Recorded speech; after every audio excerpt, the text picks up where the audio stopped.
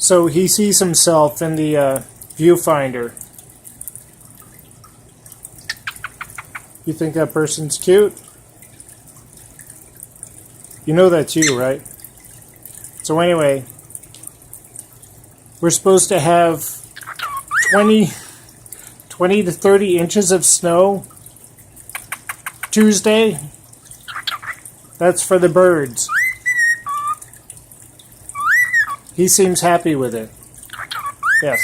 This is why you don't let cockatiels predict the weather. 20 to 30 inches. You should be fired. Burned at the stake. I don't think you guys are reporting the weather. I think you're creating it. All right, get back here. Yeah. This is Bradley, our cockatiel.